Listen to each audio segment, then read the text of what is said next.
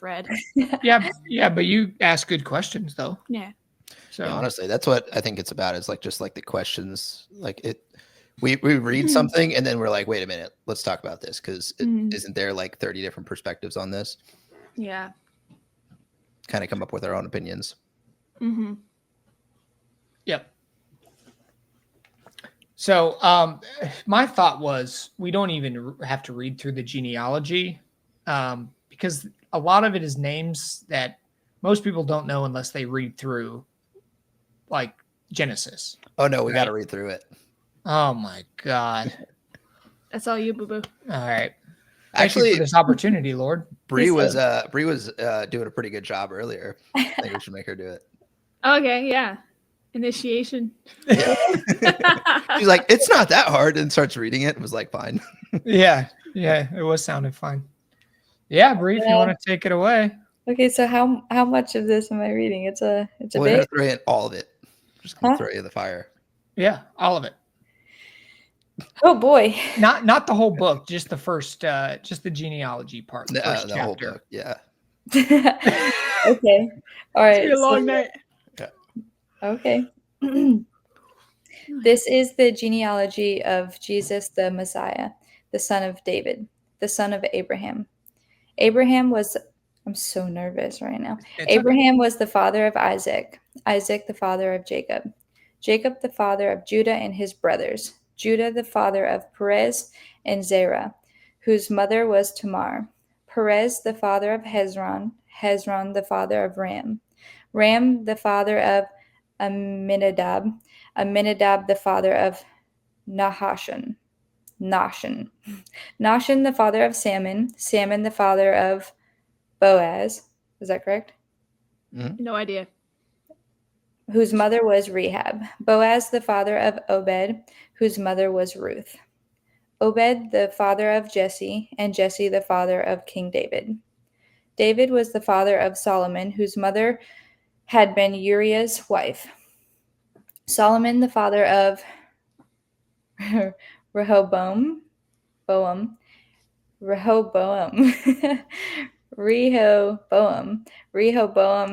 doesn't sound right. The father of Abijah the father of Asa, Asa the father of Jehoshaphat, Jehoshaphat the father of Jehoram, Jehoram the father of Uzziah, Uzziah the father of Jotham,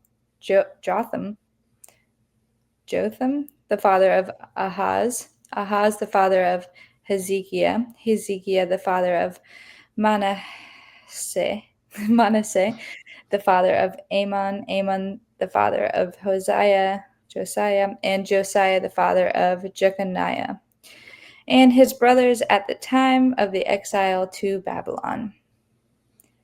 After the exile to Babylon, Jeconiah and the father of Shealtiel, the father of Zerubbabel, the father of Abihud, Abihud, the father of Eliakim, the father of Azor, the father of Zadok, the father of Akim, the father of Elihud, the father of Eleazar, the father of Mathan, the father of Jacob, and Jacob the father of Joseph, the husband of Mary, and Mary was the mother of Jesus, who is called the Messiah.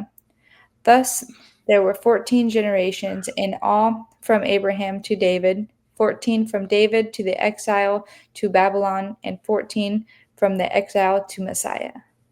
Nice. You did way better than I would have done. That was very good. Yeah. Thanks.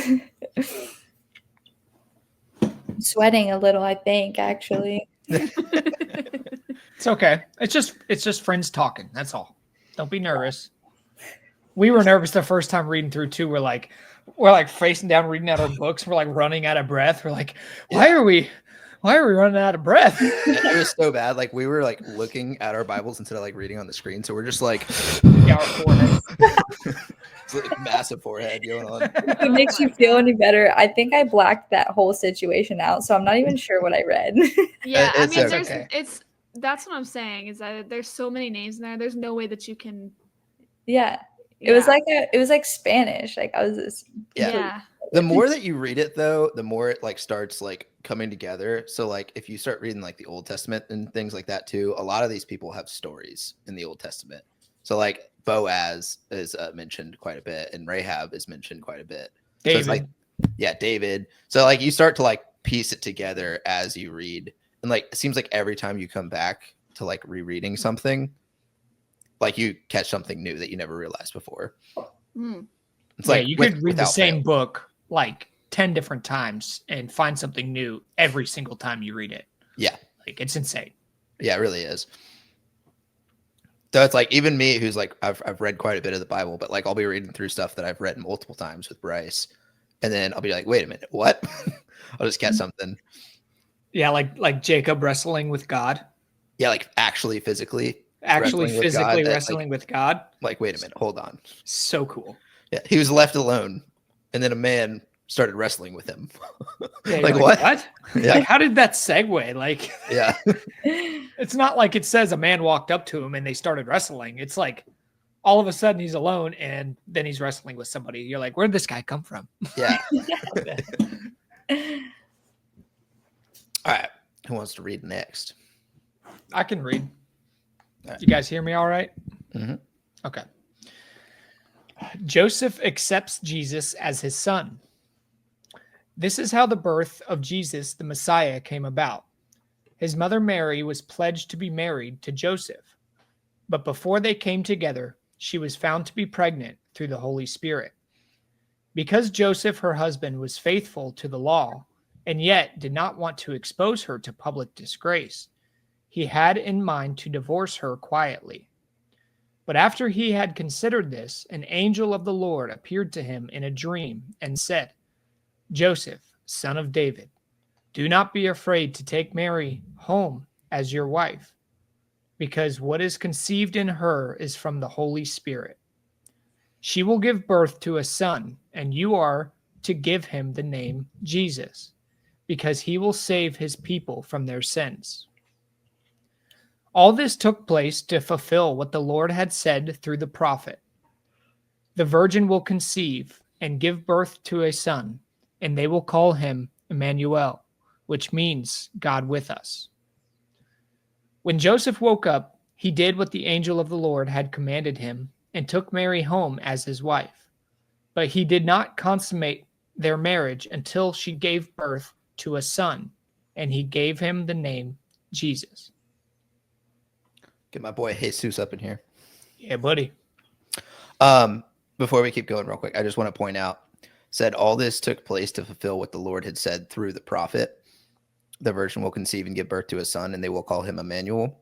A lot of the Old Testament is just prophecy leading up to like the birth of Jesus, essentially. And everything that is happening in the Old Testament is literally just preparation for the coming of Jesus. So Jesus is pretty much the entire Old Testament of prophecy fulfilled. So most of these like things that are saying that like this is what the prophet said, you can actually go back to the Old Testament and find where it was said that. Yeah. Do you mind actually scrolling back up real quick to the end of the genealogy? Mm-hmm. So it says, because I was confused by this. It says at the end here, Matan, the father of Jacob, and Jacob, the father of Joseph, which is the guy what the angel came down and said, this is, conceived of Mary to be God's son, the husband of Mary. And Mary was the mother of Jesus, who is called the Messiah. So I thought it was interesting that it linked to Joseph. And I was thinking to myself, like, Joseph isn't like the biological father, right? God is. Correct. So why would they link it down to Joseph if he's not like, I understand that he's like the husband to Mary, but I did some more research and Mary actually comes from the bloodline of Judah as well. Yeah. They're both linked. Prophesied. Yeah. They're both linked and they're both testified to, I'm pretty sure. Yeah. So like both bloodlines are followed. It's mainly from what I've heard, and I don't know if this is true or not, based off of the lineage of the father in this testimony because that's how it was back in the day. So like even now, like we still, when we track genealogy, like with names and everything, we still go through the father, even if it's like adoption or anything like that. So that's kind of how the lens would be written from Matthew when he was writing the genealogy. That makes sense. Yeah. But yeah, there is they do have like links with Mary actually tracing all the way back to Adam as well. Right. To her bloodline. So it's really interesting that her bloodline traces back to the first man as well as Joseph's, which is really crazy to think about. Yeah. Yeah. All right. You guys ready to move on? Yeah. Yeah.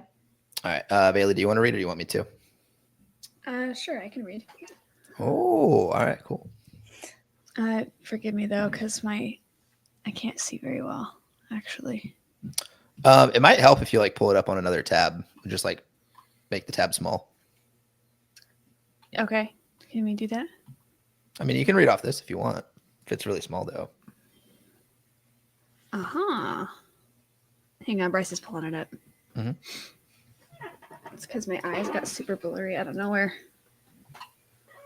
It's because I've been yawning and they've been watering. We're on Matthew 2, right? No, we're Yeah. it's James, you do have it on the NIV. Oh, do I? Yeah. Oh. My bad. We'll go to Okay. ESV. It's I mean that first part is basically the same. I was wondering why it sounded a little different when I was reading through it. I just read through like Matthew chapter, I think I got up to like chapter 9 or 10 just the other day in preparation for this. okay. All right, so yeah, that definitely helped. All right, ready? I can even blow it up even more if you want. Yeah, that works. Thank you. The visit of the wise men. Now, after Jesus was born in Bethlehem of Judea, in the days of Herod the king, behold, wise men from the east came to Jerusalem, saying, "Where is he who has been born, King of the Jews? For we saw his star when it rose, and have come to worship him." When Herod the king heard this, he was troubled, and all Jerusalem with him. And assembling all the chief priests and scribes of the people, he inquired of them where the Christ was to be born. They told him, "In Bethlehem of Judea, for so it is written by the prophet. And you, O Bethlehem, in the land of Judah, are by no means least among the rulers of Judah, for from you shall come a ruler, who will shepherd my people Israel." Then Herod summoned the wise men secretly and ascertained from them what time the star had appeared. And he sent them to Bethlehem, saying, "Go and search diligently for the child, and when you have found him, bring me word, that I may too come and worship him." After listening to the king, they went on their way. And behold, the star that they had seen when it rose went before them until it came to rest over the place where the child was. When they saw the star, they rejoiced exceedingly with great joy. And going into the house, they saw the child with Mary his mother, and they fell down and worshipped him. Then, opening their treasures, they offered him gifts, gold, and frankincense, and myrrh. And being warned in a dream not to return to Herod, they departed to their own country by another way. You want me to keep going? It's up to you. I can read if you want, or you can keep going. I can keep going. I just want to make sure you guys don't have any questions about that or anything. I feel like we've read that one quite a bit. I will say, believe from what I've heard the most, it's pronounced Herod. Herod. Oh, yeah. Okay, thank you. I set Appreciate Bailey that. up for that one. Huh? I set Bailey up for that one because that's how I pronounced it earlier. Oh, is it? No, I would have done that on my own anyways, just because I'm a Herod. Herod. So Herod. So what did you say it was? I'm sorry. I already Herod. forgot. Herod. Okay. It sounds awful. He's a pretty big name in this book. Okay. Yeah. So the flight to Egypt. Now when they had departed, behold, an angel of the Lord appeared to Joseph in a dream and said, "Rise, take the child and his mother and flee to Egypt, and remain there until I tell you. For Herod is about to search for the child to destroy him." And he rose and took the child and his mother by night and departed to Egypt, and remained there until the death of Herod. Yep. Oh, God, it feels awful coming out. This was to fulfill what the Lord had spoken by the prophet. Out of Egypt I called my son. So what is that? 2 prophecies already? Yeah. Wait, no, hold on. I think 3 at this point, because there was one at the beginning of this as well. And have come to worship him. Yeah. And Oh, you, O written by- Bethlehem, in the land of Judah, are by no means least among the rulers of Judah, and from you shall come a ruler. Okay, yeah, and then there was one on chapter 1 as well. Yes. Okay, cool. Yeah, I was gonna say I remember that there was like several prophecies being done like while he was still a baby, pretty much. Yeah. All right. Will you scroll up a little bit one more time? Me or Bryce? No, Bryce. Okay. Out of Egypt I called my son. Yep. What is that? That's what the prophet said. So if you read through the Old Testament, it doesn't specify which prophet. You could probably look in the study Bible and it'll tell you. I think it does. But it's a prophet in the Old Testament said, out of Egypt I called my son.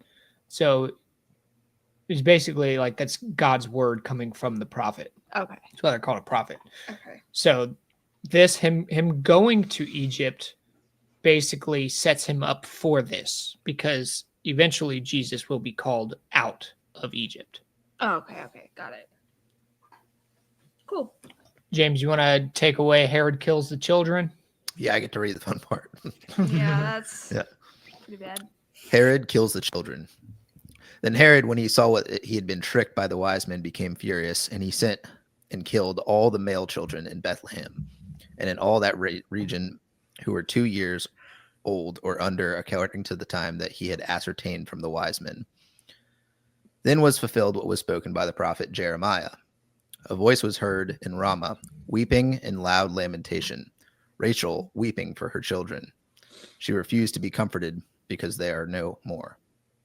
Can you guys imagine that? Like, if we had a ruler that just killed every newborn? I would be. Yeah, that would be awful. I would be distraught. There'd be a riot, bro. Here. Oh, yeah, big time. Oops. The return to Nazareth. But when Herod died, behold, an angel of the Lord appeared in a dream to Joseph in Egypt, saying, Rise, take the child and his mother, and go to the land of Israel, for those who sought the child's life are dead. And he rose and took the child and his mother and went to the land of Israel. But when he heard that Archelaus was reigning over Judea in place of his father Herod, he was afraid to go there, and being warned in a dream, he withdrew to the district of Galilee. And he went and lived in a city called Nazareth, so that what was spoken by the prophets might be fulfilled, that he would be called a Nazarene.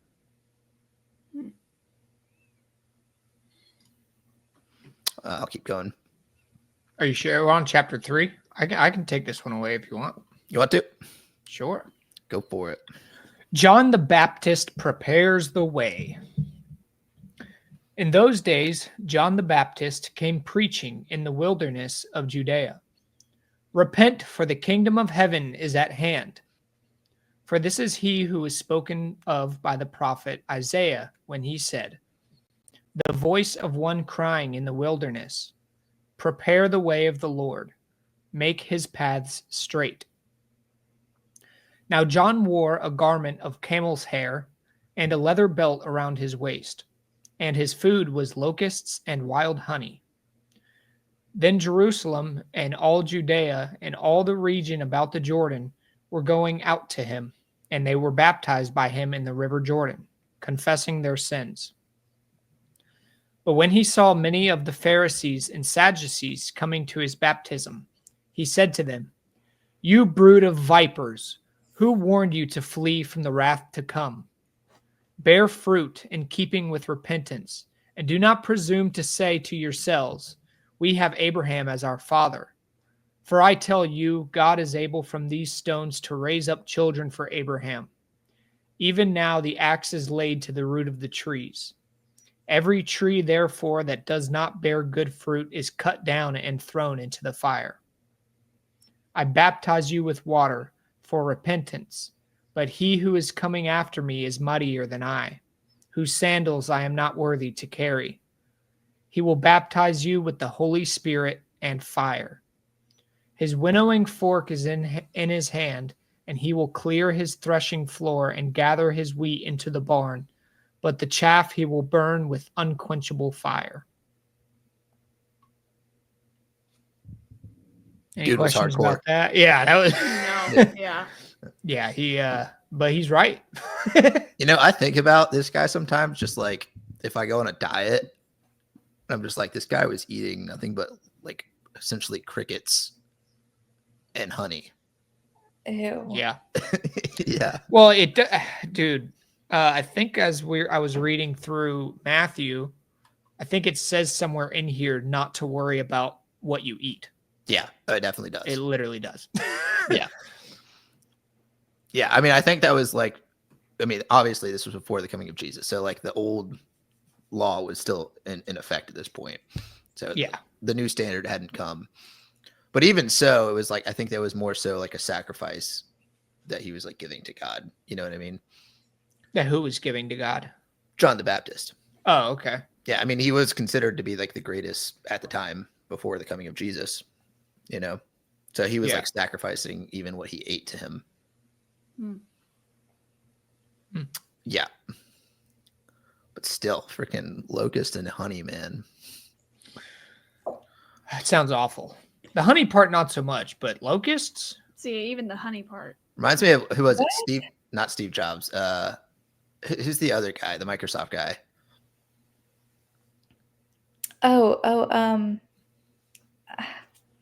Bill Gates. Yeah, there you go. Yeah, right. He's like, I think everybody needs to start eating bugs. Like, no, dude. Yeah, no, thank you. Yeah, absolutely not. You can eat bugs if you want. Yeah. Oh, Lord. Oh, that's funny. All right. The baptism of Jesus.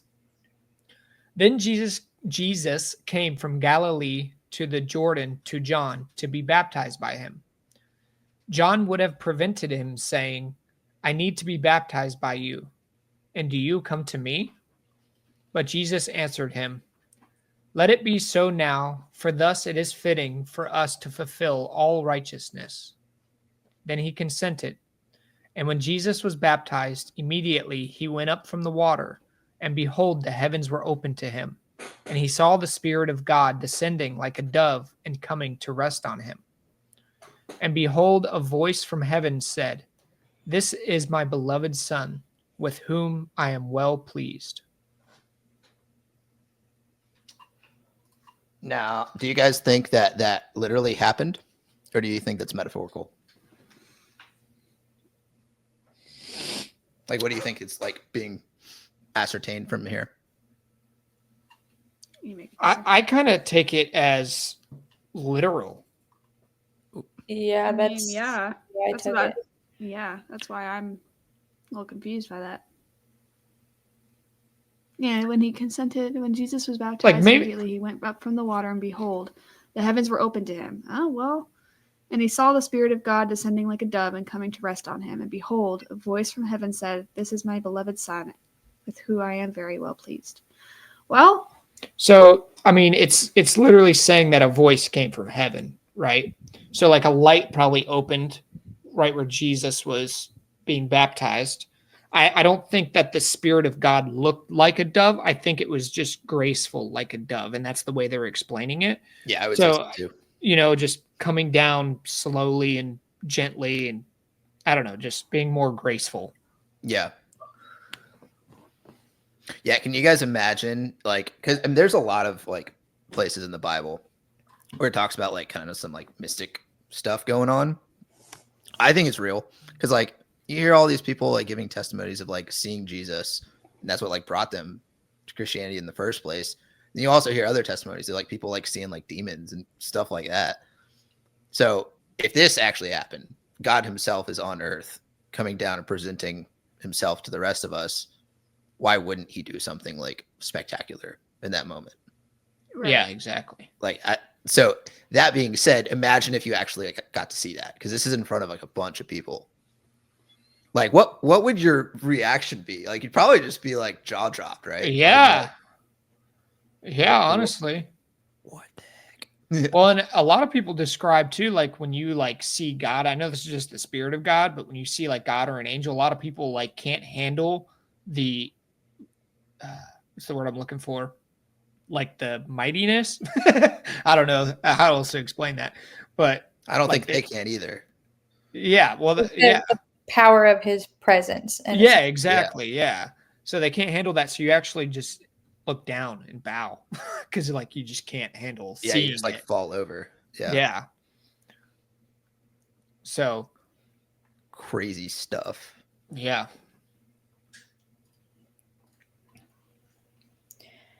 I can do this one. Perfect. Go for it. The temptation of Jesus. Then Jesus was led up by the Spirit into the wilderness to be tempted by the devil. And after fasting 40 days and 40 nights, he was hungry. And the tempter came and said to him, If you are the Son of God, command these stones to become loaves of bread. But he answered, It is written, Man shall not live by bread alone, but by every word that comes from the mouth of God. Then the devil took him to the holy city and set him on the pinnacle of the temple, and said to him, If you are the Son of God, throw yourself down, for it is written, He will command his angels concerning you, and on their hands they will bear you up, lest you strike your foot against a stone. Jesus said to him, Again, it is written, You shall not put the Lord your God to the test. Again, the devil took him to a very high mountain and showed him all the kingdoms of the world and their glory. And he said to him, All these I will give you, if you will fall down and worship me.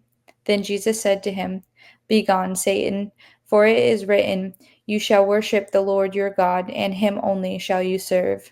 Then the devil left him, and behold, angels came and were ministering to him. Yeah. So this, I want to talk about this real quick because like a lot of people talk about like like why would God let us be like tempted if he's like a good God? But when he sent down like the human version of himself, he himself was like allowed to be tempted even. Mm-hmm. So it's like he actually knows what we're going through on a daily basis because he literally sent himself down here in human form to live out the human experience. Yeah. Like everything that we feel, he's felt before, literally down here on this earth. Mm-hmm. So it's like just to give you more understanding of like God knows you better than anything. He's not just like some bubble in the sky. Like he actually sent like a version of us down that is like him. Yeah, and he did everything perfectly. Yep. Yeah, he did not sin. He lived without sin, and that's why we're forgiven of ours. Mm-hmm. And also, like the devil was tempting him with like literally like world control. And yeah, Jesus and is scripture and scripture, yeah, and like Jesus is literally coming back for him, like knowing what the scripture actually says, and like it's like, hey, this is actually what the scripture says. You know what I mean? So like knowing like what to think based off of like scripture helps you when you're being tempted. Like just getting in the word helps you overcome like that bad voice talking to you, you know? Yeah. Those evil thoughts.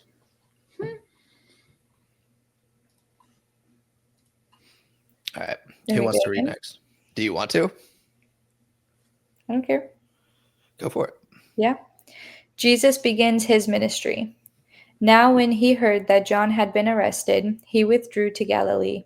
Leaving Nazareth, he went and lived in Capernaum by the sea, in the territory of Zebulun and Naphtali, so that was spoken by the prophet Isaiah might be fulfilled. The land of Zebulun and the land of Naphtali, the way the sea beyond the Jordan, Galilee of the Gentiles. I'm going to reread that. The land of Zebulun and the land of Naphtali, the way of the sea beyond the Jordan, Galilee of the Gentiles. The people dwelling in darkness have seen a great light, and for those dwelling in the region and shadow of death, on them a light has dawned. From that time, Jesus began to preach, saying, Repent, for the kingdom of heaven is at hand.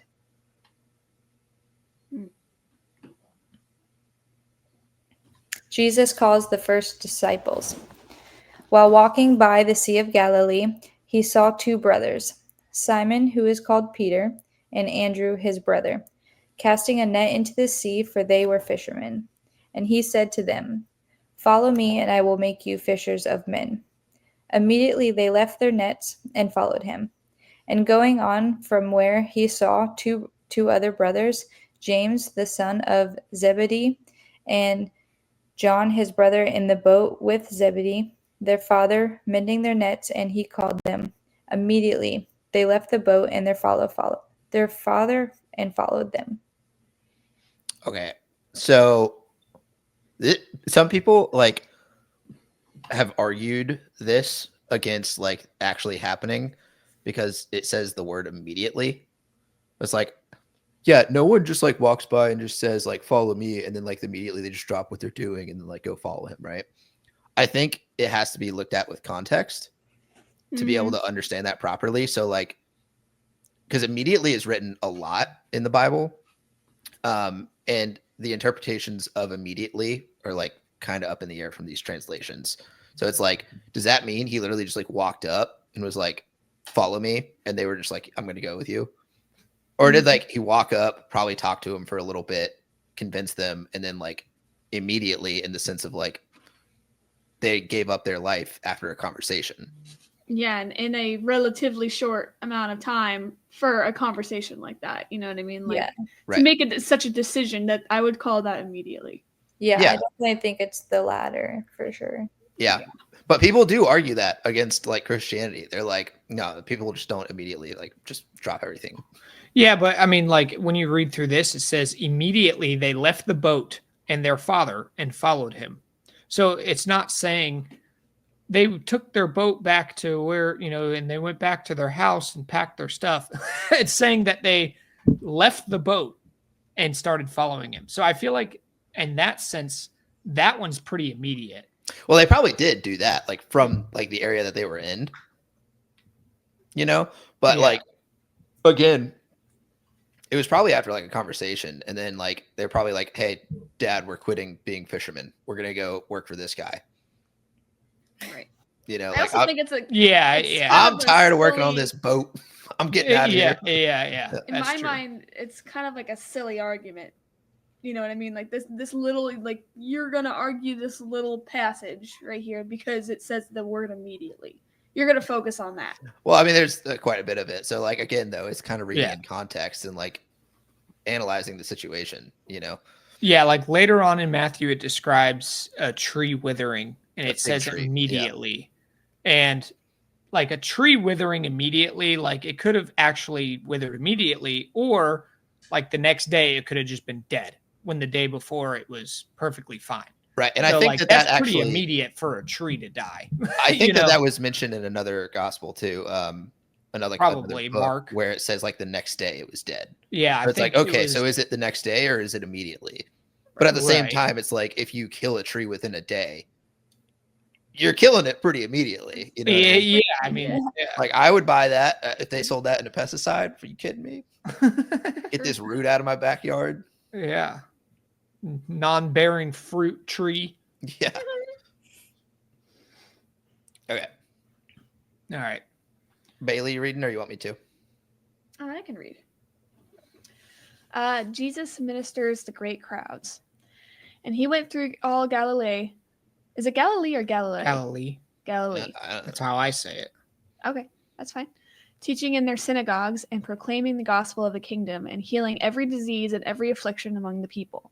So his fame spread throughout all Syria, and they brought him all the sick, those afflicted with various diseases and pains, those oppressed by demons, and those having seizures and paralytics, and he healed them. And great crowds followed him from Galilee and the Decapolis, and from Jerusalem and Judea, and from beyond the Jordan. I mean, I would follow him too. Yeah, right? Healing. He's going through healing everybody. Yeah. Yeah, if you believe in demons. Some people don't believe demons exist. Yeah. Also, something to point out, it literally says like those oppressed by demons. Like there is possessed people. Yep. Some people get upset when you say that. What, that someone's possessed? Yeah. It's true. I mean, I believe in it personally.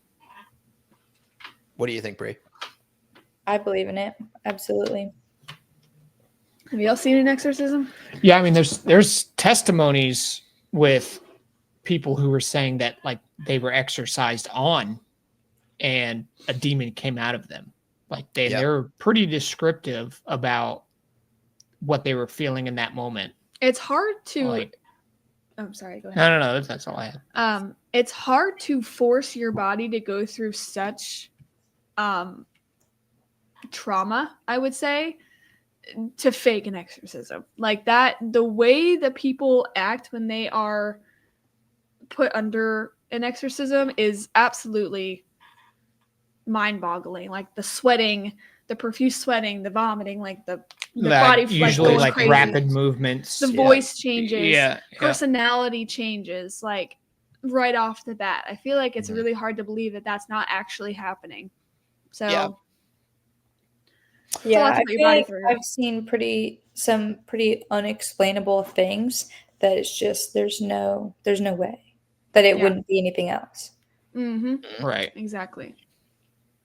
Yeah. So, I don't know. The church that I grew up in didn't like a lot of that kind of stuff. They didn't believe in.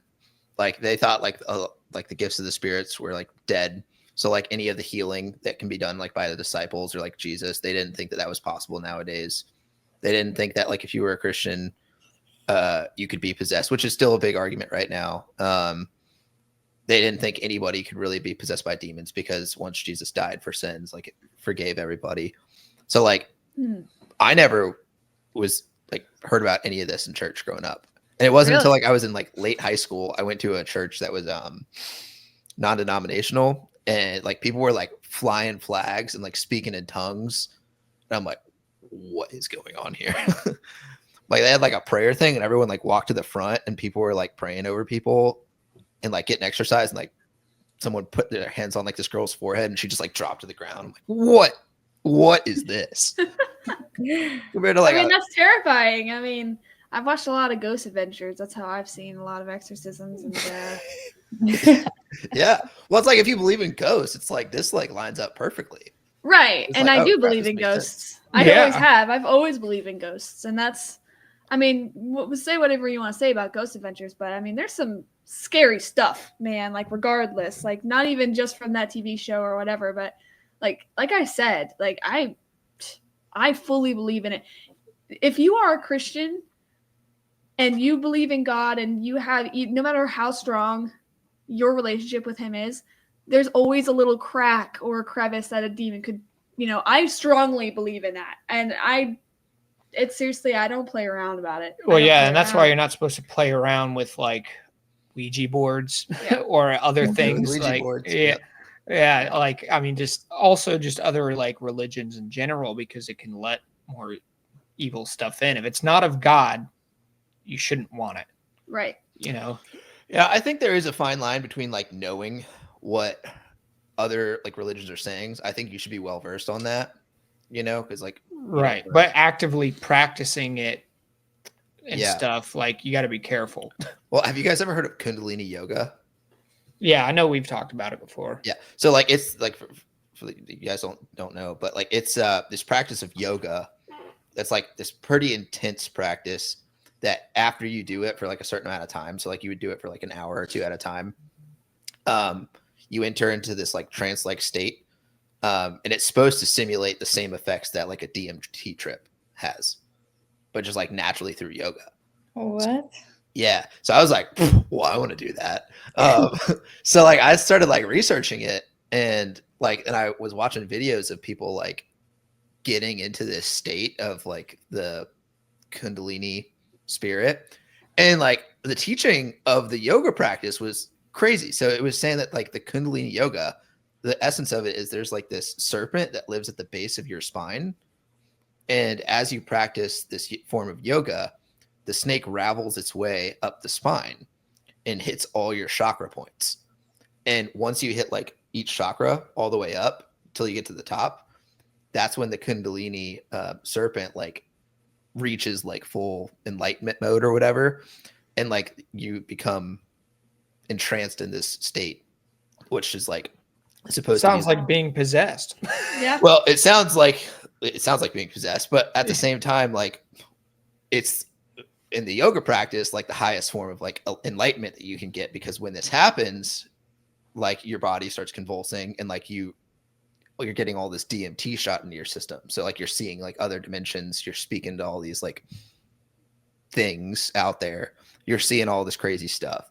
But then like while it's happening to you, it was like filming people who had like achieved this state of enlightenment or whatever, and they're just on the ground squiggling like a snake, and they're like squirming and like foaming at the mouth, and I'm like, this is not what I thought it was.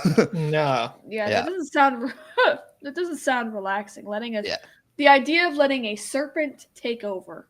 Yeah. Well, so then like I was like, this can't be good. So I like searched like Christian testimonies of people who like practiced it.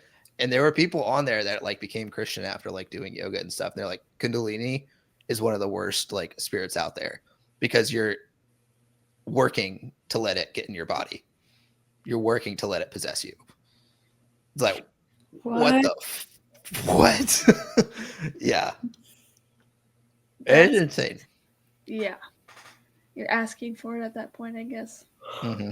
That's really scary. That's what I'm saying. Like it's really easy for someone who is naive to allow things like that to enter their soul. You know what I mean? And I'm a strong believer in that. So yeah, I definitely believe in the demons and well, that's like the whole like world. yogic practice though. Like that's something that like not even naive people I don't think would do. Like if you're not a Christian, like what does it matter?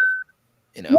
But I'm saying like, you know, if you don't, I guess maybe naive might not be the word that I'm thinking of, but you know, you're not paying attention to what that could possibly do. Like for instance, like when I had a friend, her name was Lexi, and she was talking about how, you know, I used to tell her we haven't watched Ghost Adventures in a long time. Yeah. But that used to be one of my favorite shows. And I remember telling her about it when I was working with her at the Surfanista. And she like took it very seriously. It was like, you should not watch that. You are accepting the evil energy into your body. What show was it? Ghost Adventures. Oh, Ghost. Okay. So, and obviously in Ghost Adventures, they encounter a lot of ghosts and spirits, but they also encounter the bad ones too. And well, yeah, they've used like Ouija boards on some episodes and stuff like that. They do a lot of things to lure in these spirits, obviously, because that's their job. So they do like the Ouija boards. They do the old ancient, or not ancient, but antique toys that they would have played with during their time being on Earth and things like that to kind of lure them in. Yeah, they've done rituals and stuff like that too. Like they do some research on the place that they're going to, and you know, if it's been known to be like an old like Native American burial ground or something like that, they'll actually like look up different rituals to do, and that's every once in a while. That's not every episode. But the one of the original members actually ended up quitting because he had like a bad spirit attached to him. So probably a demon attached to him. Yep. So he actually quit the show altogether because it was inviting bad stuff into his life. Like, you know, and bad things were happening to his family members. Yeah. Didn't that happen with was it Sam and Colby? Is that their names? The ghost hunters on YouTube? I've never heard of them. They were pretty. I think it's their name. Let me Google it. I mean, I don't doubt it though. That's the type of stuff that I get worried about. Is that they're also using like electromagnetic fields to get them to have more energy to talk to you or do things in your environment and stuff like that. Like that's dangerous. Giving them more power is extremely dangerous, and we don't really watch it anymore. But yeah, I was warned about that. It's just like, you know, even just watching it on your TV screen having that in your mind can invite negative spirits into you, you know, and you can think about it. It's called a television. Vision. For real. I mean, if you think about it, like they've been using it for a long time to manipulate people. Dude, that's some sea and land mixed together, being sand stuff right there. Yeah, but like, I mean, I've heard that the one of the creators of Vampire Diaries, like the lady who was into all the witch stuff and stuff, she used real well, the writer. Like, right. Yeah, the writer used real spells from like witch books and stuff like that, and it was actually like as people were watching this show in their homes, it was actually affecting people. I saw that in their homes. It was creating portals in people's homes and stuff like that. Yeah, like a witch like wrote to the show writers being like, "Yo, you don't know what you're doing. You can't. Yep. You can't. Yeah, be doing this. you're not supposed to be doing this. Like that's like a witch, not even Christian. Yeah. No. Yeah. Yeah. Which is terrifying to think about. Like she's telling them, you're putting these things in people's homes. Like this is extremely dangerous. Yep. And that's a popular show. Yeah. I mean, like that's one of the top shows that you hear about. Yeah, we watched the first several seasons. Yeah, I mean, but it got so pretty repetitive. So. Yeah. But yeah, I mean, it's when I say the word naive, I don't mean like stupid. I mean like you're not realizing the minuscule things that you could be doing in your day-to-day life that could be inviting these negative spirits in. That could be, you know what I mean? It's not stupid. It's just you don't even realize it's these little teeny tiny details that you're not even thinking about. And a lot of people don't believe in. Right. You know, and that's, how some of these people get in these situations. The wrong place, wrong time sort of situation, Yeah. Or wrong decision. It could be anything, you know what I mean? But no matter how, and I guess maybe, yeah, if your relationship with the Lord is strong and, you feel you have a strong relationship with him, I guess, yeah, you could be protecting yourself in your mind. You could be protected, but, like I said, it could be those little itty bitty gaps that you don't think about. Well, yeah, I mean, it's a big debate amongst Christians right now is whether a Christian can be like possessed or not. Right. Oh, hello. So sorry. Didn't mean to do that. You stay over there. Hand gestures. Said what you did can be possessed. Oh. Loser. Yeah. Oh, can I do it? No, it's not working on mine. I don't know why mine is. You just gotta hold it up. That's it. Just hold it out. Whatever. Maybe you have the hand gestures turned off on the controller. I can go side to side, but who knows? Do you guys remember that? Whatever, major loser. Oh yeah. Yeah. Some middle school stuff right there. Yeah. I used to think that was the coolest thing. Yeah, opening doorways to the demonic right there. Dun dun dun. I was hoping you would do it. I was hoping. Like, please do it this time. Come on. I'll be right back. I'm gonna run and get some more water real quick. You guys can continue if you'd like. How long we're gonna running? Continue right as you leave. It's a great idea. Yeah. Oh, now it's really zooming in on me. Is it gonna follow Bryce? It does sometimes. I know. I wish it would. It did not though, because it's. Is that plugged in really, or are you just wearing it for show? No, I'm. I'm just wearing it for show. No, it's because I can't hear you guys otherwise, so I have it plugged in. Okay, it is plugged in. Yeah. Yeah. Otherwise, it would be loud and you guys would hear it on the mic, so I didn't want to do that either. So maybe I should get my own set. There's like a function that you can do where it suppresses that. Oh, really? Mm-hmm. I mean, you can hear better this way. You can hear yourself. Yeah. Then that way I don't have to be like, can you guys hear me? Test, test, test. Yeah. Can you hear me? Yeah. So that's all like I hear Bryce doing. Like we have a camera over there. It's like a security camera. And I'll hear him. Like it'll go off and tell me that someone's in the basement. And I'll open it up and all I hear is testing, testing, testing, testing. And I'm like, my gosh. You should have heard us the first time we set up like this like whole like production thing right now. Mm-hmm. It's like literally back and forth for like an hour and a half straight. Can you hear me? Is this working? Does this work? Do you hear me? Yeah. Do you hear me? Over here, like tapping the mic. I'm like, hello? Do you hear that? So, hello? Yeah, Bryce was like, I'm going to delete this. I'm like, no. You have to save it. Years down the road, we're going to be like, this is us when we first started trying to do this. Yeah. Yeah. Like, how does this mic work?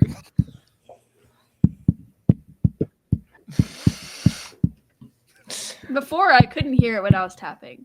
Now I can. Yeah.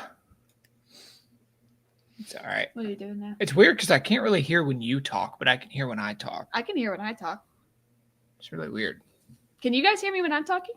Yeah. I mean, obviously, you're responding to me. Can you hear me as well as him? That's what I meant to say. Yeah, I hear Bryce you is equal. a little bit louder in mine. I also have a little bit louder of a voice. Yeah. You know what's so weird is I've always been told that I'm a quiet that I'm a loud person. My entire life, I've been told to be quiet. And now I meet Bryce and he's like, you need to speak up. I'm Like, I can't hear. I'm practically deaf. I feel like over I'm here, okay? loud. I'm too loud. That's why I'm speaking lower. I've always been told my entire life, like, Bailey, you're indoors. Use your indoor voice. I'm like, okay. Wait, can you guys hear me when I'm like this? Yes. See? Just sounds like you're whispering. All right. Anyway, we'll continue. All right. Well, I'm excited to get to Jesus actually preaching some stuff. Well, I mean, we just read that he oppressed demons, and we established that they exist between all of us. Yeah. Yeah. Are you ready to read now? I can read. Yeah. Aye, aye. Matthew 5. That's where we're at, right? Matt 5. All right. The Sermon on the Mount. Seeing the crowds, he went up on the mountain, and when he sat down, his disciples came to him, and he opened his mouth and taught them, saying, Blessed are the poor in spirit, for theirs is the kingdom of heaven. Blessed are those who mourn, for they shall be comforted. Blessed are the meek, for they shall inherit the earth. Blessed are those who hunger and thirst for righteousness, for they shall be satisfied. Blessed are the merciful, for they shall receive mercy. Blessed are the pure in heart, for they shall see God. Blessed are the peacemakers, for they shall be called sons of God. Blessed are those who persecuted for righteousness' sake, for theirs is the kingdom of heaven. Bless you. Thank you.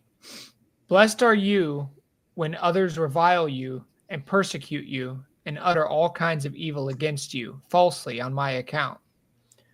Rejoice and be glad, for your reward is great in heaven. For so they persecuted the prophets who were before you. Salt and light. You are the salt of the earth, but if salt has lost its taste, how shall its saltiness be restored? It is no longer good for anything except to be thrown out and trampled under people's feet. You are the light of the world. A city set on a hill cannot be hidden, nor do people light a lamp and put it under a basket, but on a stand, and it gives light to all in the house. In the same way, let your light shine before others, so that they may see your good works and give glory to your Father who is in heaven. Can we backtrack real quick to the first part of this, the salt part? Mm-hmm.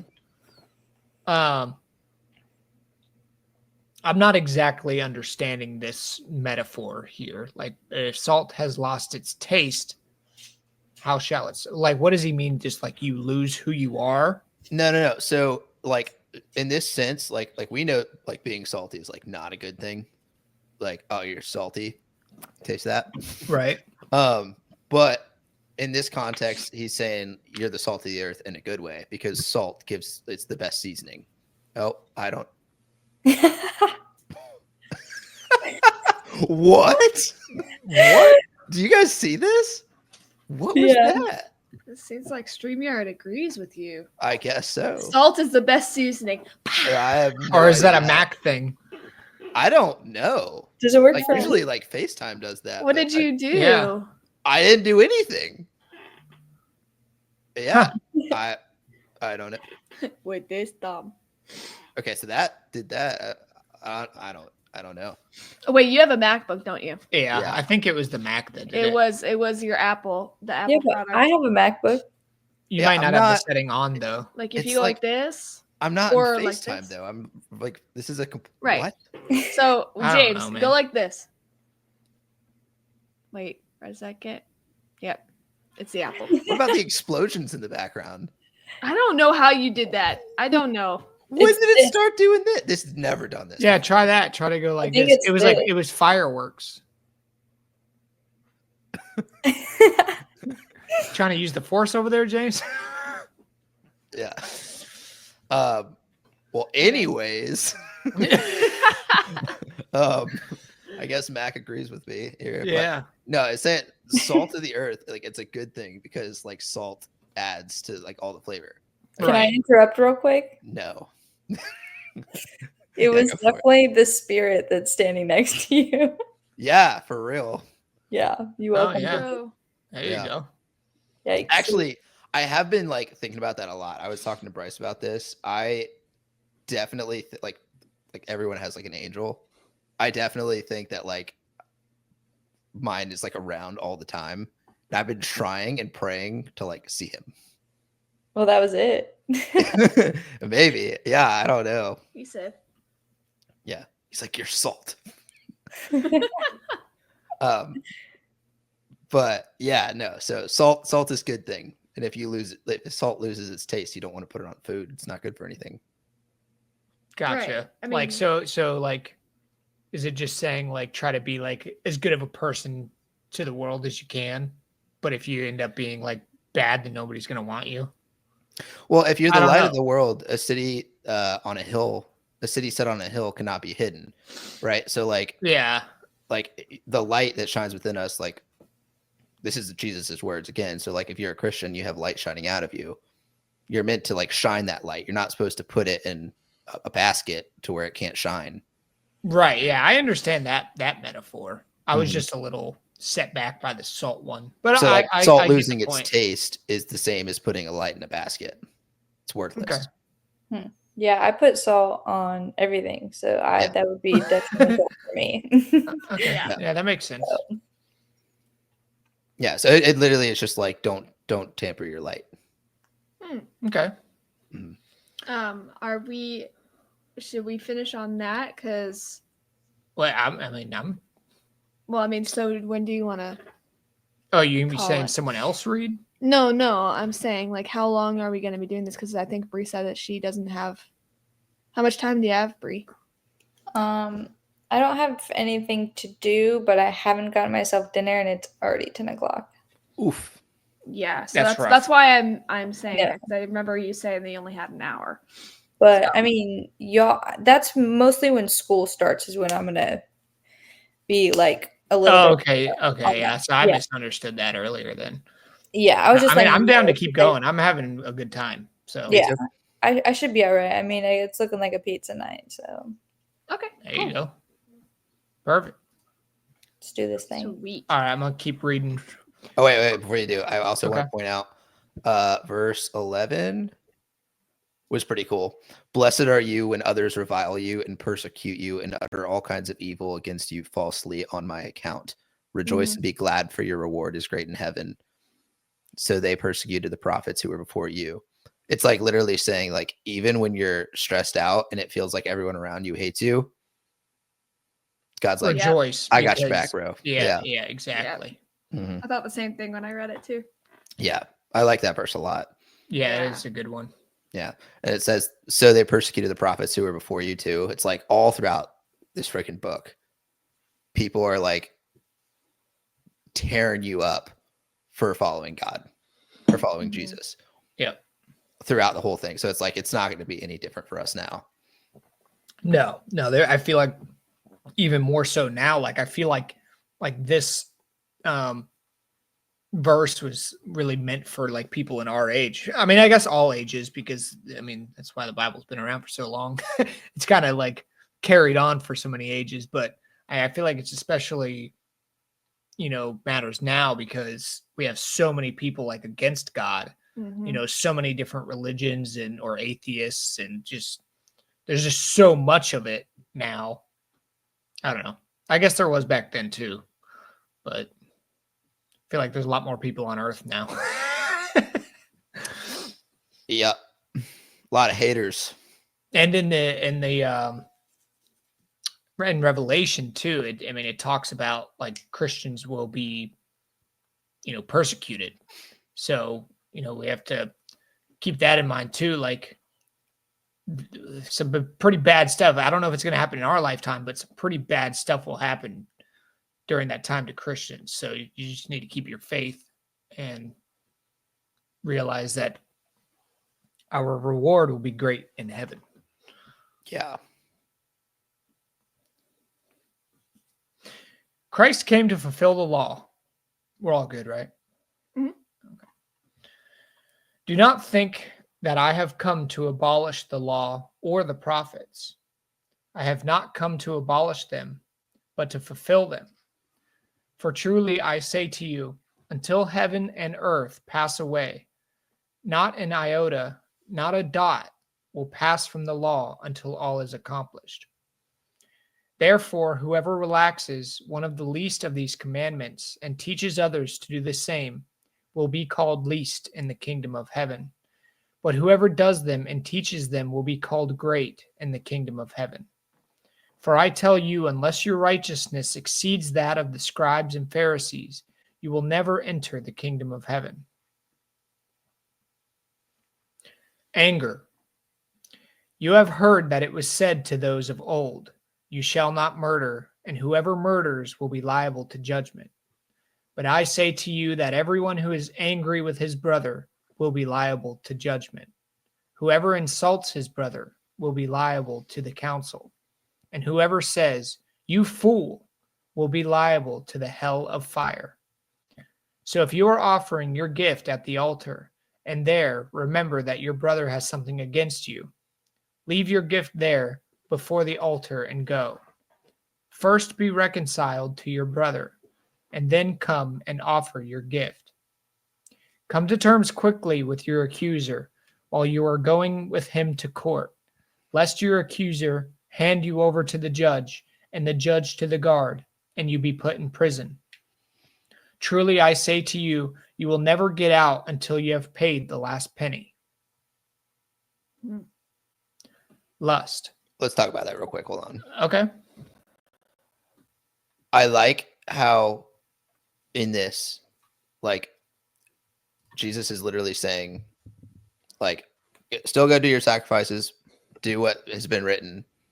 But, like, if someone's upset with you, go figure it out before you come to me.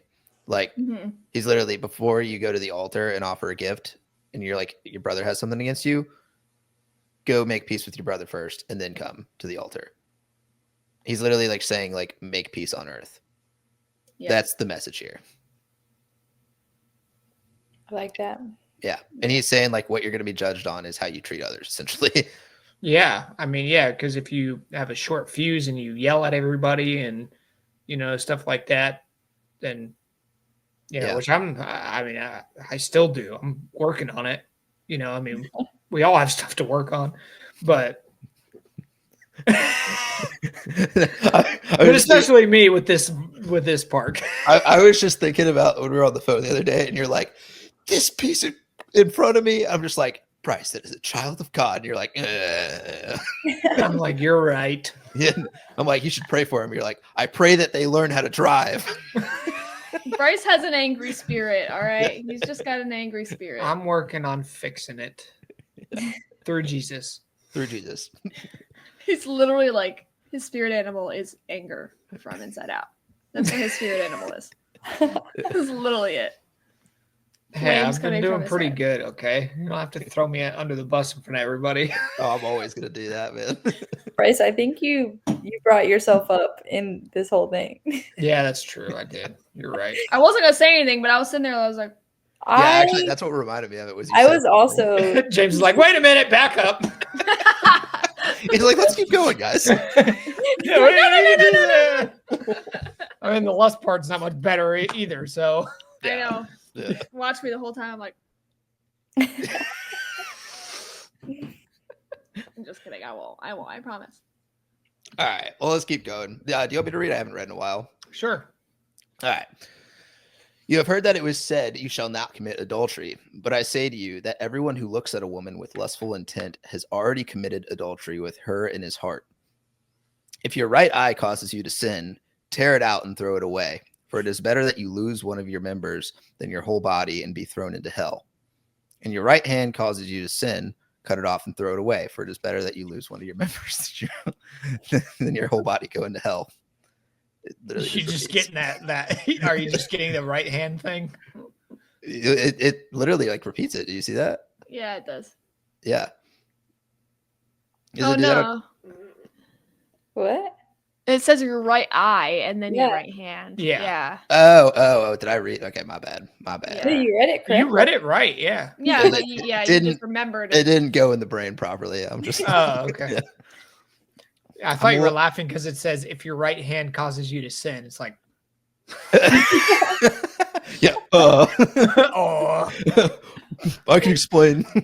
Just like you're just like a body, like just your core left. You just see someone walking around, no eyes, no hands, be like, "Yeah, stop." I mean, he's got a good place in heaven, though. So yeah. gonna be in heaven with the biggest eyes and the biggest hands. Really? Walking around, hey guys.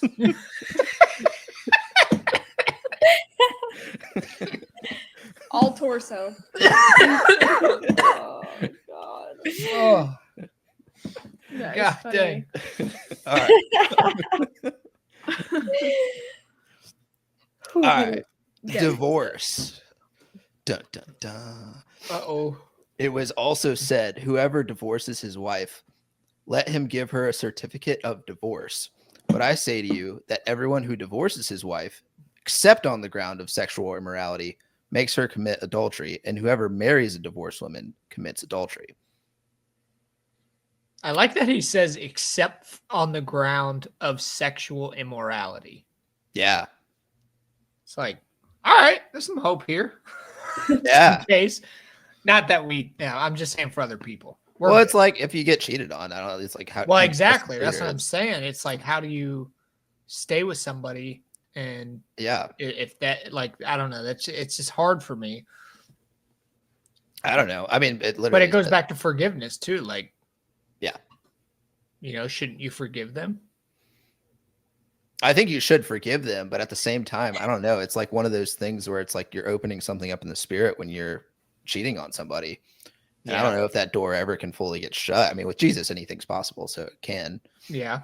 But like it's true. going to be very, very difficult, I think, to work through that. Yeah. Mm-hmm.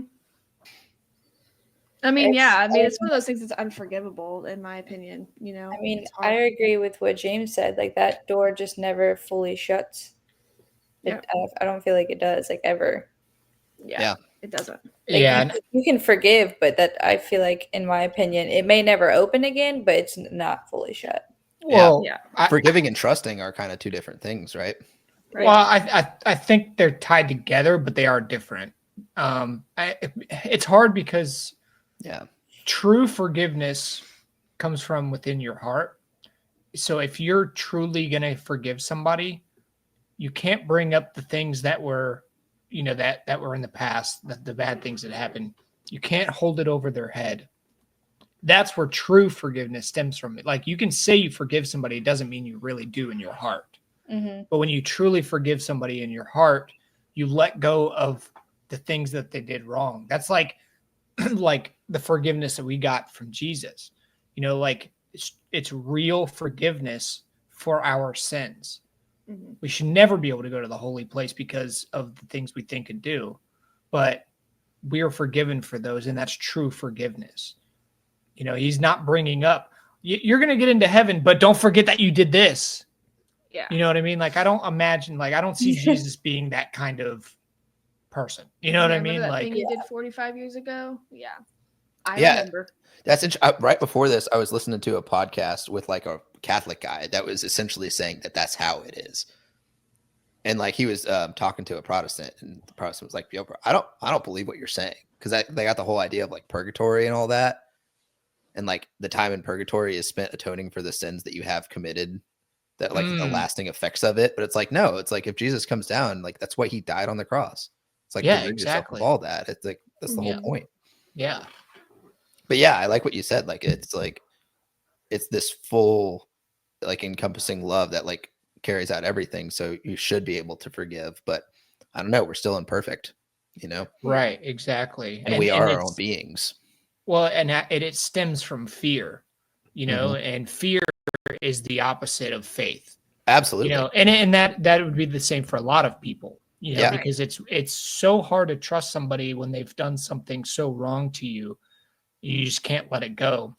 But it's powering through our flesh and our you know, this physical being on earth. It's powering through that and putting your complete faith in God. Right. Is what it's really about. Yeah, it's difficult to do it. Jesus went through a lot of difficult things. I mean, he fasted for what it was like 40 days, 40 nights or something like that. Like, I mean, he had to go through a lot of temptations, and that must have been a huge struggle, but he did it anyway. Yeah. You know? So, well, I think that's like why he's saying like it's still not good to divorce. Right. But like if you do, this is why. Like this is your exception. This is a valid reason why. Yeah. I like that. Yeah. I think blessed is the one who like sticks through it. You know what I mean? I think of it as scarred tissue, you know? Yeah. That's a good way to put it. Scar tissue. Yep.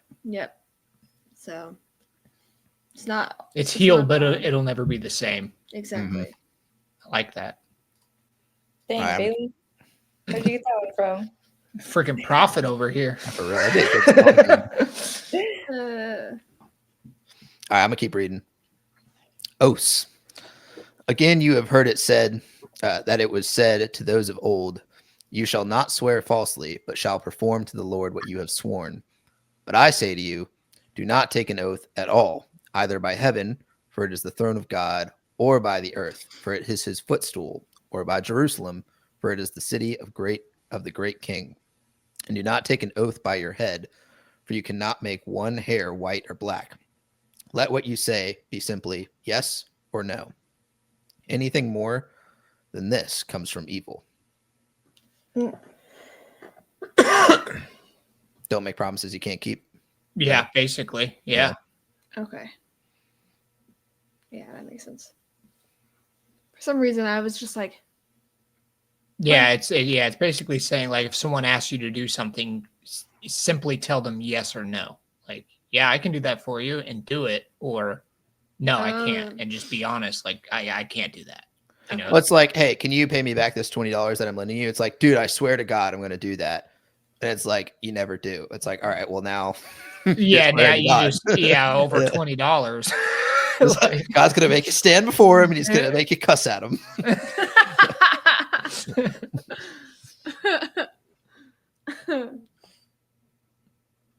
All right, I'm going to keep going. Retaliation.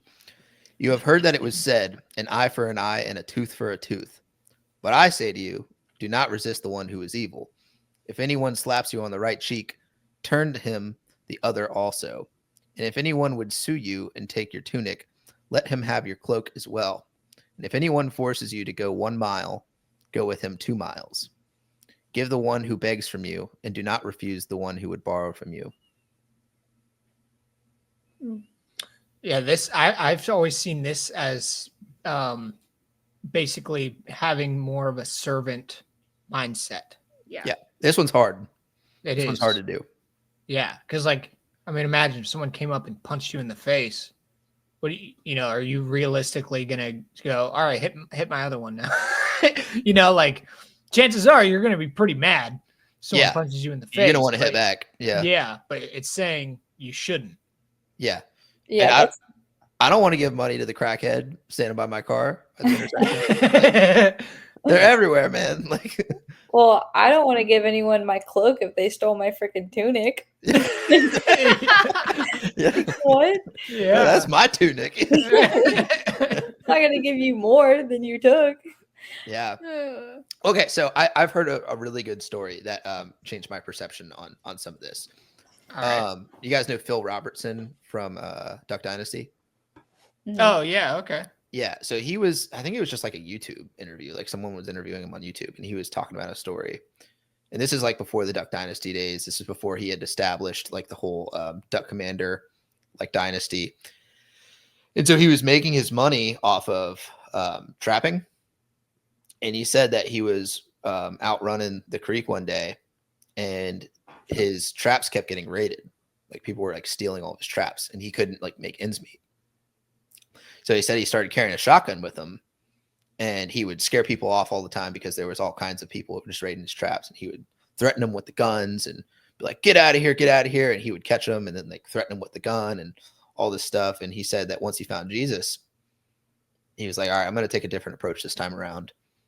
And he caught someone one time, and he had a shotgun right there, and he didn't ever like pull it out this time, but like it was like, I think he said it was just there so they could probably see it. And he caught them in the act taking the traps, and they're like, oh, we're so sorry, blah blah. But this time he didn't threaten them. He said, it's fine, you can have it. And he gave them the traps, and they're like, what? Like, he's like, it's fine. He's like, just take it. He's like, if you guys need it, that's fine, but if you guys want some, just come down to my house, I'll give you some. He's like, just please don't take them from my trap anymore. And they're like, oh, okay. He said after that day, his traps never got raided again. Wow. Just stopped altogether. Dang. And it was like that act of kindness to them that he was showing them that was like, hey, like, I'm going to have compassion on these people. They might need food too. Yeah. And that changed everything, the way he treated them. And then like his traps never again got raided after showing them kindness instead of threatening them. Right. I thought it was a powerful story. In your right mind, when you learn that the person you're stealing from is actually a very compassionate, nice person, how awful does that make you feel? Knowing that you just tried to take from someone who, and that's where my brain goes. I mean, I know that there's people out there who would take advantage of something like that.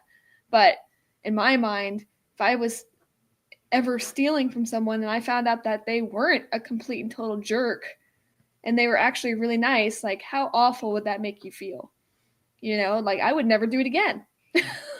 That gives you more perspective of the people that you're taking from, you know, and the people that are on this earth and their own experiences too. And I mean, I feel like it always helps for you to be kind to others. Yeah, it kind of goes along with the retaliation thing too, because like if you're like, think about it, if someone comes to you and is like, you can't do this, you can't do that, or like, especially when you're a kid and your parents tell you, you can't do this, it automatically, like your mind is cultivated to want to retaliate against what they're saying. You know what I mean? So you can't do this is like, well, who's you to say that I can't do that?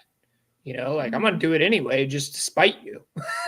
You know, a lot of people have that mindset. So if you make a better approach, then people will be receptive in a different light, you know, which is cool to think about. Yeah. All right, I'm going to read this one, and then someone else can take over. Love your enemies. You have heard that it was said, you shall love your neighbor and hate your enemy. But I say to you, love your enemies and pray for those who persecute you, so that you may be sons of your Father who is in heaven. For he makes his sun rise on the evil and on the good, and he sends the rain on the just and on the unjust. For if you love those who love you, what reward do you have? Did not even the tax collectors do the same? And if you greet only your brothers, what more are you doing than others? Do not even the Gentiles do the same? You therefore must be perfect, as your heavenly Father is perfect.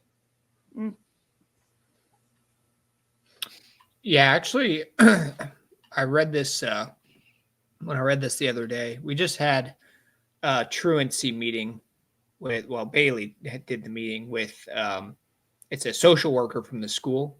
And who is that other guy you said was Also on a there? social worker. Okay, so social workers from the school. So basically, when your kid has X amount of absences, they have to tell you like, hey, this needs to stop. They have to because of the state. So over email, the lady social worker sounded very rude, just like, yeah. and so we got heated about it. You know, we're like, F this lady, she's being mean. Like, I'm gonna be, you know, going for a throat basically in the meeting, you know. And when I read that the other day, I was like, you know what? Instead of being like harsh and mean, we need to come at it from a different perspective.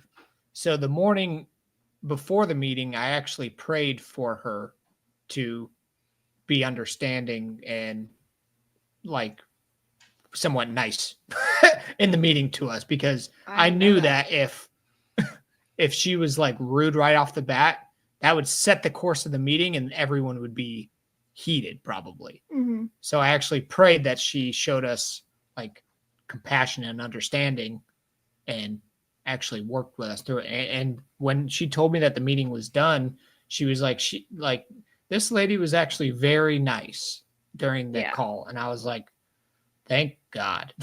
Like, so it went as well as it could have gone. So, yeah. So wait, who's absent a lot? Grayson. Who He's else been, is going to school? He's been sick back to back this year. I don't know what's going on. Yeah, he's been sick a lot. There were 8 times where I didn't get a doctor's note for it because I didn't think it was needed, to be honest, because I'm like, I don't need a doctor to tell me my son has a cold. I can't take off of work and spend $40 for them to tell me something I already know. So that's too many absences that are unexcused. And on top of that, in the years before that, he was missing a lot of school due to going to Florida for the wedding and, you know, other things like that too. So it's counted as a chronic truancy sort of issue. So they had to meet with us and be like, hey, you need to stop having Grayson miss so much school. And then they said that this is the last time that they'll talk to us about it. And after that, they are going to have to be forced to send it to the state. So if Grayson misses any more school, that is not excused with a doctor's note. With a doctor's note, we can be in a lot of trouble. So, yeah, they are they've arresting been arresting parents. People in this county. People are going. There are parents who have been arrested and have gone to jail for 30 days because of it. You need to start homeschooling that boy. I was about to say. Yeah, honestly, we've been talking about that because it's absolutely ridiculous that you need a doctor's note. You're their parent. Don't you think that we have the best intentions for our child? Not only that, he's a special needs kid too. Exactly. Like, yeah, and he's not even of the age to be skipping school to go do something. So if they were at the point where it's like they're missing all this school, but they can drive, they can go, you know what I mean? Yeah, it's a little different. Like it seems like they're skipping out on school. That was an argument that they had as well. They were saying like, you know, I don't know if it's the fact that, you know, you think that elementary school just isn't important enough or whatever. I was like, no, I don't think that at all. I think that it's very important. I think that Grayson loves being at school, but he's been sick. You know what I mean? And that's ridiculous. And if you think about it, all the other parents are going through the same thing that we are. So now people are just sending their kids to school sick. Yeah. And they've been doing that. So now that's why Grayson's been even more sick. That's why Grayson's been getting more sick this year, is because parents are sending their kids to school sick. There are parents on the on Facebook and TikTok talking about it because all the truancy letters were sent at the exact same time. Obviously, it's the end of the semester. Quarter. The semester. And so they're going to be sending out those letters to the parents saying like, hey, your child missed this many days of school. That's not acceptable, basically. So a lot of people started posting on social media, and there are people in the comments saying like, yep, now I send my daughter to the school with 103 fever and just wait for the nurse to call me. I don't even leave the parking lot. I don't have any other choice. Yeah. I talked to Grayson's doctor today because he's been sick again. And she's like, well, can I ask you, like, why did you send him to school if he was in this condition? And I was like, I have to. Like, Yeah. I could be subject to being arrested if I don't. That And just she seems criminal. Yeah, It you're right. is. It seems It is. unconstitutional. Like, It isn't is. it a choice to go to school? No, not here. It is Not in the and state of that's- Georgia. Even if yeah. you homeschool in the state of Georgia, you have to keep records. They have to be tested every 3 years. So Mhm. starting in 3rd grade, you have a test, 6th grade test, 9th and 12th. So, and you have to keep records for the past 3 years of like whatever you did. And you have to like log all of their hours. It's a lot of stuff that you have to do. I was looking into it, and Mhm. it goes state by state. There's a certain website that helps with new, homeschooling parents and kids, but they go like state by state. Every state has their own regulations. Yep. So like in the state of Georgia, a kid can only have 5 unexcused absences per semester. Yep. And it's a mandatory attendance state. Yeah. And so, and to their point, Grayson is signed up in a program with this county. He has like part of the school, it's part of the program. So him missing these days is him missing on the program. So other people could be in the place that he's in, but they're not. Right. So, we also got to take that into consideration too, that he was lucky enough to get into this school with this program, and we need to be more serious about that. But at the same time, it's like, but moving forward, it doesn't matter how much he's sick. We're going to get a doctor's note because we don't have a choice. We don't have an option at this point. And obviously, like in the years past, I did mention this as well. In the years past, his teachers were telling me that his attendance didn't matter because he was so young. It was just kindergarten. Yeah, like last year and the pre-K. year before, they told us his attendance didn't matter. But now it's coming up as a chronic truancy issue. It's like, well, why is it chronic if this is the first year where it really matters? Right. So it doesn't make sense. So, I mean, and the years prior, we obviously had things going on like graduations. Our family lives in Florida. We had our wedding, things like that, had us go to Florida, DMV stuff, like things that we needed to get done. And that's what I told her. But I told her that this year we had already pre-agreed that we would not be leaving Georgia unless Grayson was on break. So she did like understand that too. And she was like, yeah, like as long as you're doing that, that's fine. And just get a doctor's note moving forward. We don't want anything bad to happen to you guys. We just want Grayson to get the most out of the program. And we also want to make sure that, we're helping you every way we possibly can, because once we are liable to send this over to the state, they're not going to listen to us. So no matter what we say of like, oh, they're actually good parents, they really tried and Grayson's just been sick, they're not going to listen to us. They're just going to do whatever they think is right. And she's like, and sometimes that means going to court, and that means 30 days in jail. That means all these different things. It just depends on what they want to do with you. So which parent would they take? Me. Why would they take you? Because I would make them take me. You're the breadwinner. Why would they? Yeah, but I don't think you could handle being in jail. Oh no. Especially that would break me for as a 30 person. days. Oh no. That would break me as a person. That is a huge fear of mine. I don't think I would be the same coming out. Exactly. That's why I would go. You think that you think you could handle going to jail? Yeah. Really coming out with tattoos and everything. She's like, I ran that place. Crying every single night. You'd be walking out of there. I'll see you later, Glenda. I can see you just walking out. All right, Abomination. I'll see you next time. I'll see. All right. You tell your baby daddy I said hello. Oh, hey, babe. Yeah. That's my friend. She got me some hot Cheetos. Tattoo on her neck that says Jesus. Freaking apostle. Apostle. Prophet. I don't know, man. Yeah, I couldn't handle it. I would definitely cry every single day. My roommate would probably murder me because I'm crying too much.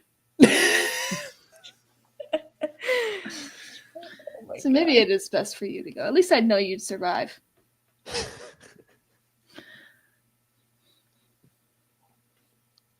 If you were in prison, would you turn the other cheek?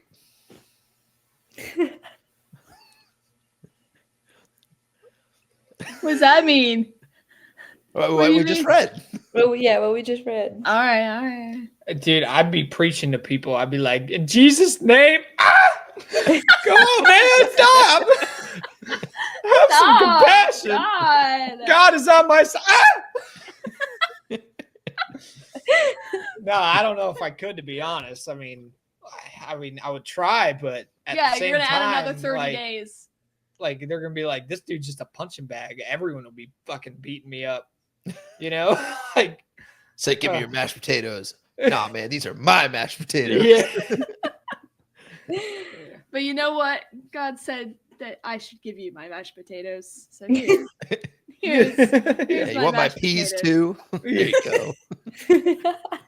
Oh, you don't want the peas? I don't blame you. No. Oh my gosh. You're not taking the goulash. Oh my god. Apparently, the black bean soup. Apparently, that's really good. Black bean soup? Yeah. They serve that in prison? According to, Who said that? Johnny Chang. Oh.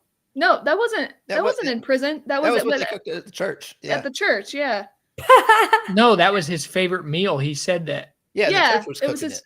Yeah, the church cooked it. That's what made him talk to the priest and Yeah. Oh, for some reason, I linked it to him being in prison. He was in prison for what? From 12 to 25 years old. Right. No, but man, How would did he it as have a favorite meal? He could still have a favorite meal. Okay, we're not But saying you're that just so he used to didn't. prison food at that point. I feel like you wouldn't even know what anything else is. That's Bro, not true. bacon If was you're- one of my favorite foods as a kid. If I didn't eat bacon for 10 years, I'd be like, bacon. Right. Like, what? But for Bryce, it's Yeah, I guess different. that's Like true. I found that Bryce is a very different person when it comes to this sort of thing. Like nostalgic stuff is not his thing. He No. hardly remembers his childhood. Hardly. Yeah. I'll ask him like, "What was your favorite thing you ever got for Christmas?" An Xbox. Dude, I'm right there with you. I see how. What Runs in happened the to you family, I guys? guess. I remember Yeah. so much from my childhood. I I remember always like my wondered how favorite everyone foods. knew like every detail of their life as a kid, and I'm just like, I don't remember none of it. Yeah. Some people are like, I remember when I was pushed out. I'm like, I don't remember that. My first memory, I do know that my first memory was when I was 2. That was my first 2 memory. years old. Yeah. Mine was and- when I was 3. Yeah. What? Yeah. Well, I don't remember when I was 12. That's what I'm saying. I actually got mine confirmed too because I remember telling the story of how I remember that, and I was wearing an Elmo outfit with some green Elmo shorts, and then I had a sun hat and sunglasses, and we were in front of a fountain, and then we went to a store and got like a shell bracelet, and there's actually a photo of me in St. Augustine at 2 years old in that exact same outfit that I described with the bracelet and everything. And so yeah, I was 2. That's my very first memory. That's insane. Yeah. I mean, I Dude, remember it's like, 9/11. What happened to y'all? You remember 9/11? Yeah, I was 3. I remember my dad Yeah, I don't crying. remember 9/11. I don't remember a lot about it. I just remember my dad crying in front of the TV. That's I it. remember a lot of things from when I was 3. I remember like the playground, my preschool. I things do like too. that. I remember mine. I had a castle on mine. That was the coolest thing. It was literally just like a tower with a door, and that's it. But Is y'all's lights on? yep. Yeah. It is. See, is it dark? I feel like it's a little dark. It doesn't look like it's on. It doesn't look like it has in previous ones. He has it on the dimmed version. Well, this was the one I was using before. Is it on the white mode or that looks That's way on the- better? That's on the white mode. That looks way better. yeah. Perfect. What was your first memory, James? My first one, I don't know, but I remember like quite a bit from when I was like the year of 3. It's actually Oh, a running joke in my family. Because apparently I used to talk about when I was 3 all the time when I was a kid. It was a big year for me. Yeah. Oh wow. Yeah. Nice. Year number 3. No, I remember like stuff on the playground. I remember a lot of preschool. It was fun. I do know I had like a memory of like not brushing my teeth one morning, and I like purposely didn't do it because I didn't like want to, and then I like faked that I like forgot. But when I did it, I like mimicked my mom driving. So I was like in the minivan with like my whole family, and they're like dropping me off. I'm like, damn it! I forgot to brush my teeth. As like a 3-year-old. Oh my god. And then they're like, where'd you learn that word? I'm like, Mom, driving. And they're like, oh. That's awesome, Oh. dude. I love hearing. Like, See, little even the kids say sweetest funny of stuff. people have road rage. Okay. Oh, dude, True. yeah, your mom is Yeah. is a saint. My gosh. Yeah, Your not mom's the when she's sweetest. driving. Actually, no, she'll go, oh, damn it. Oh, I shouldn't say that. She's like a Hoovian from Whoville. Like she's just adorable. Like, oh dang it. Oh darn it. Oh yeah, like that from the Grinch, where she's like asking the Grinch to get her something from the tallest shelf because she can't reach it. And he just scoots it further back from her, and she's like, oh darn it. Like, and just doesn't do anything else about it. She just lets him walk away. I'd be like, what the heck? That reminds me of your mom. That's your mom. Yeah, and then she married my dad, who's just like, ah, fuck. That's literally Bryce. Yeah, I'm working on it. I'm not very good yet. But Literally, Bryce is so loud about everything. And my dad will just walk into the house. Oh man, my feet smell bad. Like, you get away with this. Dude, I don't know. Maybe that's just part of being a dad. I 'cause don't I know. do similar stuff. Yeah. I feel Literally, like- it's just something about Bryce waking up in the morning, and I'm like making his lunch, and I hear the bathroom door open, and all I hear is, and then just a stream of piss. Dude, James knows that feeling. Come on. It's every time, bro. It's every time. Yeah, it's I catch feels myself making so like good. bad noises, and I'm like, "Oh, I gotta stop this." I can't. It'll Like, never. I it'll have never this app that I've been using to like record like when I sleep. So like it monitors how good you sleep, but it records when like sound happens, so I can like tell if I'm like snoring or anything like that.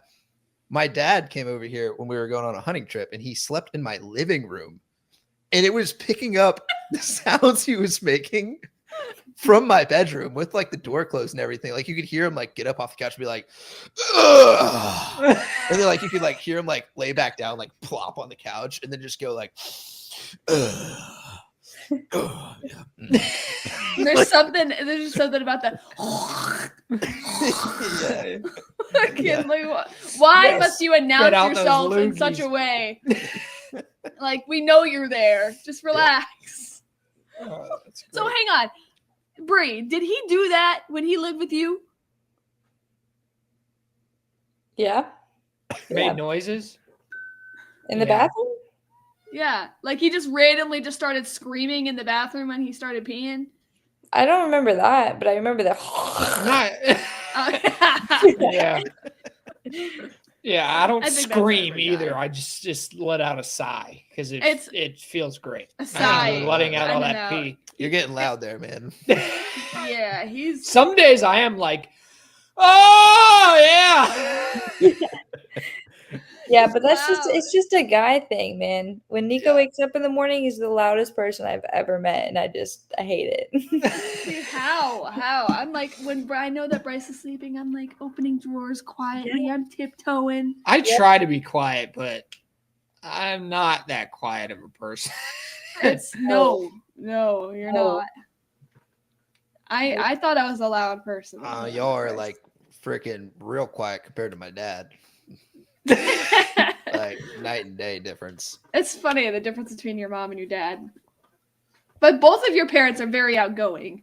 Like they're very like, oh, No. you know, they were so happy to Yeah, see they- us when we stopped by the other day. Well, because they know us. I know. Well, barely. They don't know us Oh very yeah, well. they met you like But, one like- time. They know me. But fairly James' well. sisters too are like super welcoming and super like, we're best friends now. You know, My like, sister they- loves everyone. Yeah. Yeah, super friendly. So I'm like, so are you guys like adopting? I'm just wondering.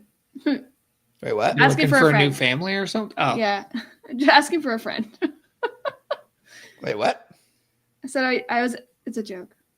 It's, Didn't stick. It's past. It's yeah. Yeah, it's gone. It's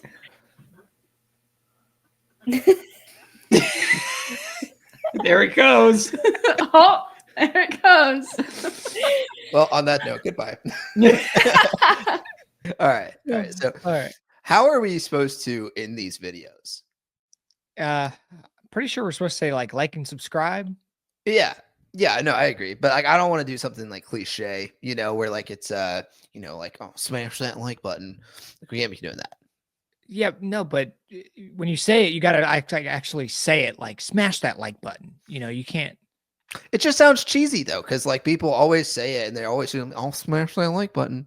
Yeah, but it's not. You're saying it wrong though. It's smash that like button. I am saying it just like you're saying it, Bryce. Smash that like button. No, you got to use your chest more. You gotta say smash that like button. No, that's no. Because I sound exactly like you. No, you It's don't.